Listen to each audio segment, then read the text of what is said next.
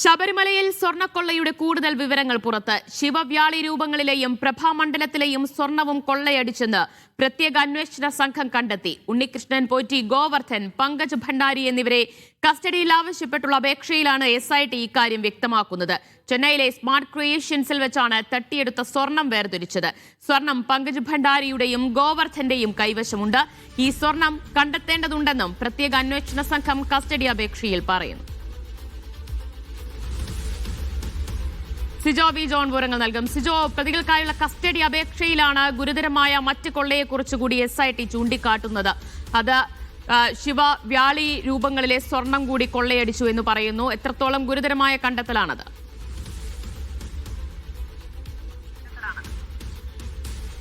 2019 ഈ ഉണ്ണികൃഷ്ണൻ പോറ്റിയുടെ കൈവശം ശബരിമലയിൽ നിന്ന് കട്ലപ്പാളി കൊടുത്തുവിടുന്നത്. ഇതുമായി ബന്ധപ്പെട്ട കൂടുതൽ വിവരങ്ങളാണ് ഇപ്പോൾ പുറത്തു വരികയും ചെയ്തിരിക്കുന്നത്.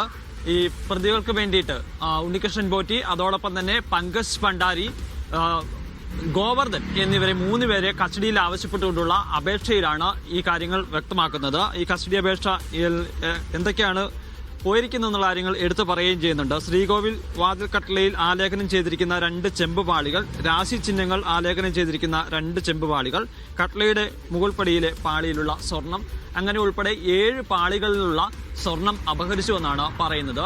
ഇതിൽ 474 ഗ്രാം സ്വർണം ഗോവർദ്ധന്റെ കൈവശം നിന്ന് പിടിച്ചെടുത്തിട്ടുണ്ട്. അതോടൊപ്പം തന്നെ സ്മാർട്ട് ക്രിയേഷൻസിന് പണിക്കൂലിയായി കൊടുത്തത് 106 ഗ്രാം സ്വർണമാണ്. ഇനി ഇതിനേക്കാൾ അധികം സ്വർണം ഇവരുടെ കയ്യിലുണ്ട്. അതെവിടെയാണെന്നുള്ളത് കണ്ടെത്തേണ്ടതുണ്ട് എന്നുള്ളതാണ് പറയുന്നത്. അതിന്റെ ഭാഗമായി കസ്റ്റഡിയിലെടുത്ത് വിശദമായി ചോദ്യം ചെയ്യേണ്ട അനിവാര്യമാണെന്നുള്ളതായിരുന്നു ആ അപേക്ഷയിൽ വ്യക്തമാക്കുകയും ചെയ്തിരിക്കുന്നത്. എന്തായാലും നമ്മൾ ഇത്രയും നാൾ പ്രതീക്ഷിച്ചിരുന്നത് പോലെയല്ല, അതിനപ്പുറത്തേക്ക് ഈ സ്വർണത്തിന്റെ ഇടപാടുകൾ നടന്നിട്ടുണ്ട്, കൊള്ള നടന്നിട്ടുണ്ട് എന്നുള്ള സൂചനകൾ, വിവരങ്ങൾ തന്നെയാണ് പുറത്തു വരുന്നത്. സിജോ, ഇവരെല്ലാവരും ചേർന്ന കയ്യിൽ കിട്ടിയതെല്ലാം അവിടെ നിന്ന് അടിച്ചു മാറ്റി സ്വർണ്ണപ്പാളികളും മറ്റു രീതിയിലും വിഗ്രഹങ്ങളും ഒക്കെയായി അവിടെ നിന്ന് കടത്തിക്കൊണ്ടുപോയി അത് ഏതൊക്കെയോ രീതിയിൽ മറച്ചു വെക്കുകയും കോടികളുടെ ലാഭം കൊയ്തു എന്ന് തന്നെയല്ലേ വ്യക്തമാകുന്നത്?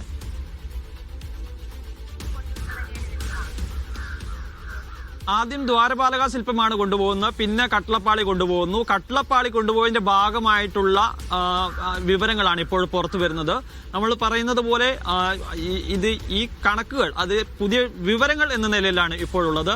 ഇത് നേരത്തെ കൊണ്ടുപോയിട്ടുള്ളതാണ് എന്നുള്ള വിവരം അന്വേഷണ സംഘത്തിന്റെ കൈവശമുണ്ട് എന്നുള്ളതാണ്. പക്ഷേ ഇതുവരെയും ഇതിൽ എന്തൊക്കെയാണ് ഈ കട്ലപ്പാളി കൊണ്ടുപോയപ്പോൾ അതിന്റെ ഭാഗമായിട്ട് എന്തൊക്കെയാണ് എടുത്തിട്ടുള്ളത് എന്നുള്ളതാണ് വിവരം ലഭിക്കാതിരുന്നത്. ഇപ്പോഴാണ് ഈ കസ്റ്റഡി അപേക്ഷയിലാണ് ഇതുമായി ബന്ധപ്പെട്ട വിവരങ്ങൾ വരുന്നത്. എന്തായാലും ഇനിയും സ്വർണം കണ്ടെത്താനുണ്ട് എന്നുള്ളൊരു കാര്യം അവർ വ്യക്തമാക്കുകയും ചെയ്യുന്നുണ്ട്. കാരണം 474 ഗ്രാം സ്വർണമാണ് ഇവിടെ നിന്ന് ഉപയോഗിച്ചതിന് ശേഷം ബാക്കി വന്ന് കണ്ടെത്താൻ സാധിച്ചിട്ടുള്ളത്. ഇത് പിടിച്ചെടുത്തത് സ്വർണം പോലും ശബരിമലയിൽ നിന്നുള്ളതാണോ എന്നുള്ള കാര്യത്തിൽ ഒരു വ്യക്തത കുറവുണ്ട് എന്നുള്ളൊരു കാര്യം അന്വേഷണ സംഘം കാര്യം പറയുകയും ചെയ്യുന്നുണ്ട്. എന്തായാലും ഇതിന്റെ വ്യാപ്തി കൂടുകയാണെന്നുള്ളത് തന്നെ എന്ന കാര്യത്തിൽ യാതൊരു സംശയവുമില്ല. ശരി സിജോ, ഈ ശിവവ്യാളി രൂപങ്ങളിലെ സ്വർണം കൂടി കവർന്നു എന്ന് പറയുമ്പോൾ അത് ഏത് കാലത്താണ്? ഈ ദ്വാരപാലക ശില്പപാളികൾ കടത്തിയതിന് പിന്നാലെയാണോ ഇവർ ഈ കാര്യങ്ങളെല്ലാം ചെയ്തതെന്നാണോ മനസ്സിലാകുന്നത്?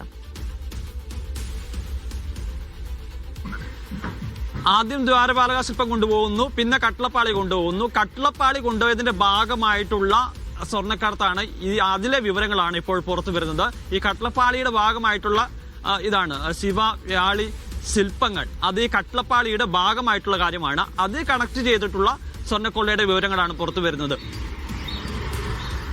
ശരി സിജോ, ഇതിലിപ്പോൾ ഈ ഗുരുതരമായ കണ്ടെത്തലുകൾ തന്നെയാണല്ലോ വന്നിട്ടുള്ളത്. അപ്പോൾ ഇതെല്ലാം, ഈ സ്വർണമെല്ലാം ഇവരുടെ പക്കൽ തന്നെയുണ്ട് എന്നുകൂടിയാണോ നിഗമനം SITയുടെ?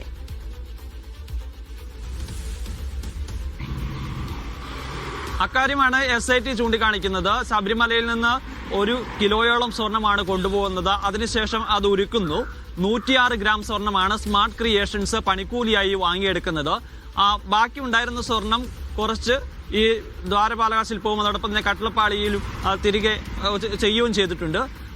ബാക്കി വന്ന സ്വർണമാണെന്ന് പറയുന്നത്, നിലവിൽ ഉള്ള വിവരം എന്ന് പറയുന്നത് 474 ഗ്രാം സ്വർണമാണ്. അത് സ്മാർട്ട് ക്രിയേഷൻസിൽ നിന്ന് ഈ ബെല്ലാരിയിലുള്ള ഗോവർദ്ധന് കൊടുത്തതാണ്. അത് ഗോവർദ്ധന്റെ കയ്യിൽ നിന്ന് പിടിച്ചെടുക്കുകയും ചെയ്തിട്ടുണ്ട്. ഇനിയും സ്വർണ്ണമുണ്ട് എന്നുള്ളതാണ് അന്വേഷണ സംഘത്തിന്റെ ഒരു വിലയിരുത്തൽ. അതുകൊണ്ട് ഇവരെ വിശദമായി കസ്റ്റഡിയിൽ എടുക്കേണ്ടതുണ്ട്. ചോദ്യം ചെയ്യുന്നതിലൂടെ വിവരങ്ങൾ ലഭ്യമാക്കുക എന്നതാണല്ലോ മറ്റൊരു പ്രധാനപ്പെട്ട ലക്ഷ്യം. ഇതിൽ പകുതിയിലേറെ കണ്ടെത്തി കഴിഞ്ഞിട്ടുണ്ട് ചെന്നൈയിലെ സ്മാർട്ട് ക്രിയേഷൻസിൽ നിന്ന്. പക്ഷേ ഇനിയും ഒരുപാട് കണ്ടെത്താനുണ്ട്. അപ്പോൾ ഇതെല്ലാം എവിടെയാണ് എന്നെ സംബന്ധിച്ച് എന്തെങ്കിലും സൂചനയുണ്ടോ അന്വേഷണ സംഘത്തിന്? അന്വേഷണത്തെ സംബന്ധിച്ചിടത്തോളം ഇതുവരെയും അതിലൊരു വ്യക്തതയില്ല. കാരണം ഇത് സ്മാർട്ട് ക്രിയേഷൻസിൽ എത്തിച്ചു, അതിനുശേഷം ഉരുക്കി ഈ ഗോവർദ്ധന് കൊടുത്തു എന്ന് പറയുന്നുണ്ട്. പക്ഷേ ഗോവർദ്ധന്റെ കയ്യിൽ നിന്ന് 474 ഗ്രാം സ്വർണം ഇവർ കസ്റ്റഡിയിൽ എടുക്കുകയും ചെയ്തിട്ടുണ്ട്. അത് ഗോവർദ്ധൻ തന്നെ പറയുന്നത് അത് ശബരിമലയിൽ നിന്നുള്ള സ്വർണമല്ല എന്നുള്ളതാണ്. അത് പിടിച്ചെടുത്തിരിക്കുന്നത് അതിന് തത്തുല്യമായ ഗോൾഡ് അദ്ദേഹത്തിന്റെ കയ്യിൽ നിന്ന് ബലം പ്രയോഗിച്ച് എടുത്തുകൊണ്ട് പോരുകയായിരുന്നു എന്നുള്ളതാണ് പറഞ്ഞത്. അപ്പോൾ സ്വാഭാവികമായും ഈ സ്വർണം എവിടെയെന്നുള്ളത് വളരെ പ്രധാനപ്പെട്ട ഒരു ചോദ്യമാണ്. അതിലേക്ക് ഇതുവരെ ഈ അന്വേഷണ സംഘത്തിന് എത്താൻ സാധിച്ചിട്ടില്ല എന്നുള്ളതാണ് നമുക്ക് അറിയാൻ പറ്റുന്നത്. ഇത് സ്വർണം കണ്ടെത്തുന്നതിന്റെ ഭാഗമായിട്ടാണ് ഉണ്ണികൃഷ്ണൻ പോറ്റിയെയും അതോടൊപ്പം തന്നെ പങ്കജ് ഭണ്ഡാരിയെയും ഗോവർദ്ധനെയും കസ്റ്റഡിയിലെടുത്ത് ചോദ്യം ചെയ്യുന്നത്. ഈ തുടർ ചോദ്യം ചെയ്യലിൽ ഇപ്പോൾ ചോദ്യം ചെയ്യൽ നടക്കുകയാണ്. ഇന്നലെയാണ് കസ്റ്റഡിയിൽ വിട്ടിരുന്നത്. ഈ ചോദ്യം ചെയ്യലിൽ അന്വേഷണ സംഘത്തിന് ചില വിവരങ്ങൾ ലഭിച്ചതായിട്ട് സൂചനയുണ്ട്. പക്ഷേ ആ സ്വർണത്തിലേക്ക് ഇതുവരെ എത്താൻ സാധിക്കുകയും ചെയ്തിട്ടില്ല. ശരി സിജോ, കഴിഞ്ഞ ദിവസം ഡി മണിയെയും സുഹൃത്തുക്കളെയും കൂടി ചോദ്യം ചെയ്തിരുന്നല്ലോ. ഇവരിൽ നിന്ന് നിർണായക വിവരങ്ങൾ എന്തൊക്കെയാണ് SITക്ക് ലഭിച്ചിട്ടുള്ളത്?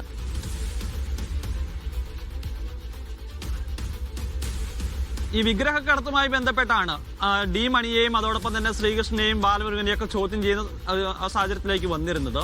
ഇവരിൽ നിന്ന് കാര്യമായ വിവരങ്ങൾ അന്വേഷണ സംഘത്തിന് ലഭിച്ചിട്ടില്ല എന്നുള്ളതാണ് നമുക്ക് ഈ ഘട്ടത്തിൽ അറിയാൻ സാധിക്കുന്നത്.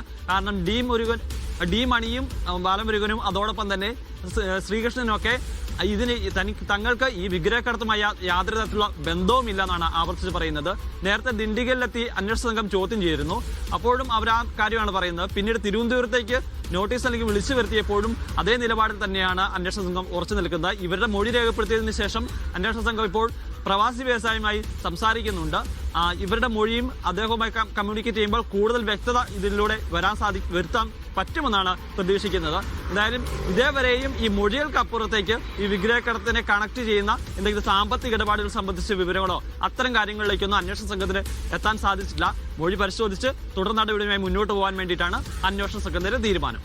യെസ് സിജോ, ഇതിപ്പോൾ പ്രധാനമായി ഏതൊക്കെ തലങ്ങളിലാണ് ഇതിന്റെ അന്വേഷണം നടക്കുന്നത്? ഇപ്പോൾ ശബരിമലയിലെ തന്നെ വെച്ച് നോക്കുമ്പോൾ പല കാലങ്ങളിലായി സ്വർണ്ണപ്പാളികൾ അവിടെ നിന്ന് അറ്റകുറ്റപ്പണിക്കായി കൊണ്ടുപോകുന്നു, അതിൽ നിന്ന് സ്വർണ്ണം അടിച്ചു മാറ്റുന്നു. അതൊരു തലത്തിലുണ്ട്. അതിൽ ഉണ്ണികൃഷ്ണൻ പോറ്റിയും ഗോവർദ്ധൻ, പങ്കജ് ഭണ്ഡാരി എന്നിവരാണ് പ്രതികളുള്ളത്. ഒപ്പം മറ്റ് ഭരണസമിതി അംഗങ്ങളും അതിൽ പ്രതികളുണ്ട്. മറ്റൊന്നുള്ളത് ഈ അന്താരാഷ്ട്ര വിഗ്രഹക്കടത്തുമായി ബന്ധപ്പെട്ടാണല്ലോ. അതിലാണല്ലോ ഈ ഡി മണിയും ബാലമുരുകനും മറ്റുള്ളവരും ഒക്കെ വരുന്നത്. അപ്പോൾ ഈ രണ്ട് തലങ്ങളിലാണോ ഇപ്പോൾ അന്വേഷണം കേന്ദ്രീകരിച്ചിട്ടുള്ളത്?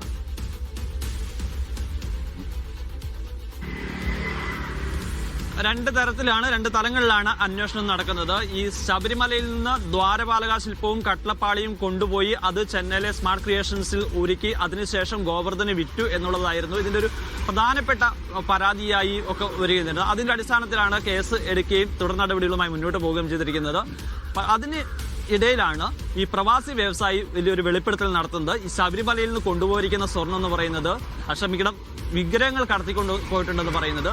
ആ വിഗ്രഹങ്ങൾ കച്ചവടം നടത്തുന്നതിന് വേണ്ടിയിട്ട് തന്നെയാണ് ആദ്യം സമീപിച്ചത്. അത് വാങ്ങാൻ വേണ്ടി ചില ആളുകൾ തന്നെ സമീപിച്ചു എന്നുള്ളതാണ് അദ്ദേഹം വെളിപ്പെടുത്തൽ നടത്തുകയും ചെയ്തത്. 500 കോടി രൂപയാണ് ഇതിന് മാർക്കറ്റിൽ വിൽപ്പന നടത്തിയിരിക്കുന്നത് എന്നുള്ള കാര്യം പറയുകയും ചെയ്തിരുന്നു. അതിന് പ്രധാനപ്പെട്ട കാരണമായി പറയുന്നത് ശബരിമലയിലെ ഒരു ഉന്നതന്റെ സഹായത്തോടു കൂടിയാണ് ഇത്തരത്തിൽ വിൽപ്പന നടന്നിരിക്കുന്നത്. ഉണ്ണികൃഷ്ണൻ പോറ്റി ഈ വിഗ്രഹങ്ങൾ വാങ്ങുന്നു, അതിനുശേഷം മണിക്ക് കൈമാറുകയായിരുന്നു എന്നുള്ളതാണ്. പക്ഷേ ഈ മൊഴിയുടെ അടിസ്ഥാനത്തിൽ അന്വേഷണ സംഘം പരിശോധന നടത്തി. അപ്പോൾ ഡി മണി 2 തവണ തിരുവനന്തപുരത്ത് വന്നു പോയിട്ടുള്ളതായി വിവരം കിട്ടിയിട്ടുണ്ട്. പക്ഷേ അതിനപ്പുറത്തേക്ക് ഏതെങ്കിലും തരത്തിലുള്ള സാമ്പത്തിക ഇടപാടുകൾ ഇതുമായി ബന്ധപ്പെട്ട് നടന്നു എന്നുള്ള കാര്യത്തിൽ ഒരു വ്യക്തതയും അന്വേഷണ സംഘത്തിന് ഇതുവരെയും ഇല്ല.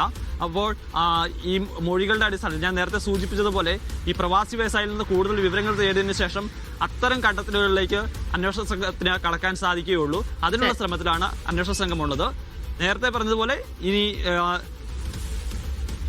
ശബരിമല സ്വർണ്ണക്കൊള്ളയുമായി ബന്ധപ്പെട്ടുള്ള കൂടുതൽ വിവരങ്ങളാണ് ഇപ്പോൾ പുറത്തു വരുന്നത്. സ്വർണ്ണപ്പാളിയിൽ നിന്നും കട്ടിളപ്പാളിയിൽ നിന്നും മാത്രമല്ല സ്വർണം അടിച്ചു മാറ്റിയിട്ടുള്ളത്. അവിടെയുള്ള ശിവവ്യാളി രൂപങ്ങളിൽ നിന്നുള്ള സ്വർണവും അടിച്ചു മാറ്റിയിരിക്കുന്നു. അതോടൊപ്പം ശബരിമലയിലെ പ്രഭാമണ്ഡലത്തിലെ സ്വർണവും ഇവർ ചേർന്ന് അടിച്ചു മാറ്റിയിരിക്കുകയാണ്.